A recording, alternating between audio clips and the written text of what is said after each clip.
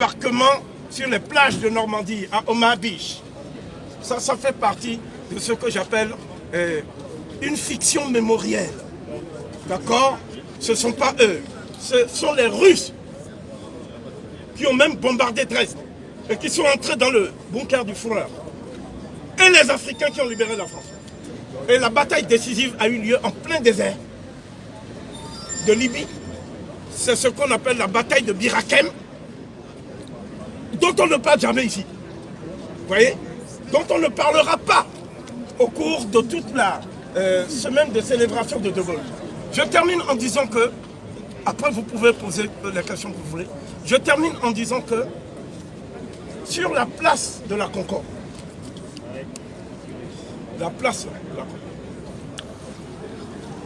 au nom de l'abolition des privilèges, on a décapité et guillotiné Louis XVI. Et lorsqu'on a décapité Louis XVI, il manquait une voie pour que sa vie soit sauve. Et ceux qui ont dit il n'en est pas question, Robespierre, Saint-Just, Marat, Danton, Collot d'Herbois, tous ces gens-là n'ont pas aboli les privilèges. Si on avait aboli les privilèges, la République n'aurait pas continué à faire la colonisation et l'esclavage. La Première République a poursuivi cette injonction à faire le Code noir. Oui, bien. Le Code noir. Et la Deuxième République l'a fait et a achevé l'industrialisation de la France. Sur le dos des nègres, la Troisième République a occupé militairement tous les territoires qu'on appelle outre-mer, ultramarins, ce qui a fait de la France la plus grande puissance maritime du monde. Vous voyez, la Guadeloupe, la Martinique, jusqu'en Guyane, c'est-à-dire nous sommes aux frontières de l'Amérique du Sud. Eh bien, c'est ça qui a fait que la France est la plus grande puissance maritime du monde. Qu'est-ce qui a fait que la France est la plus grande puissance, est une puissance nucléaire? Qu'est-ce qui a fait ça? C'est l'Afrique. Je m'explique. Le général de Gaulle, comprenant à l'issue de cette guerre, cette fameuse guerre, dont je vais dire le dénouement absolument tragicomique, le dénouement est très simple. Les Africains qui se sont battus pour la France, à l'intérieur, dans les maquis de Glières, plateau de Glières, avec Tom Morel, dans les maquis de Brest, etc. Ces Africains se sont retrouvés au moment où le peuple de France délivré voulait célébrer ses héros. Ils ont été arrêtés sur ordre du général de Gaulle, désarmés, déshabillés, pour qu'il n'y ait pas de noirs sur les Champs-Élysées au moment du défilé triomphal.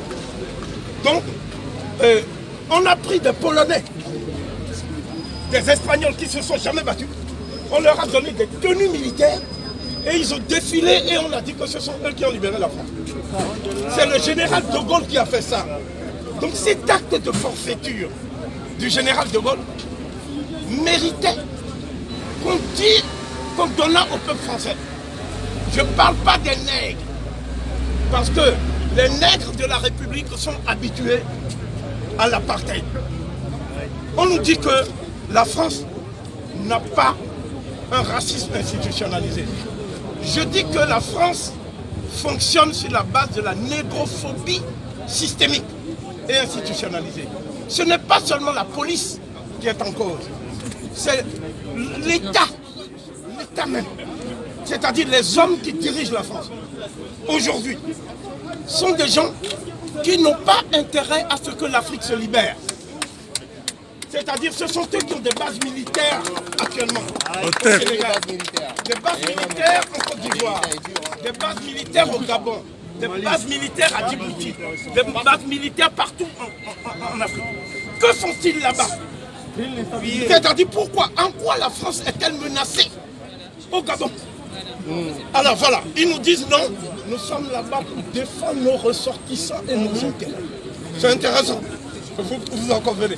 Alors, je vais vous dire quelque chose qui va certainement vous faire plaisir. Dans ce brûlot de valeurs actuelles, parce que nous assistons aussi à un phénomène, c'est la libération de la parole des fascistes. Tous les fascistes, c'est-à-dire la peste brune, est encore de retour, plus triomphante et plus arrogante que jamais. Et ici, on dit, ces racialistes qui veulent mettre la France à genoux. Ok? Alors moi, je vais dire quelque chose. Nous n'avons plus besoin de mettre la France à genoux. Le virus s'en est chargé. Le corona. Nous tous on a peur, donc on porte les museliens, non? Le virus s'en est chargé. Mais ce que nous voulons, c'est que la France enlève son genou du cou de l'Afrique. Au TEP.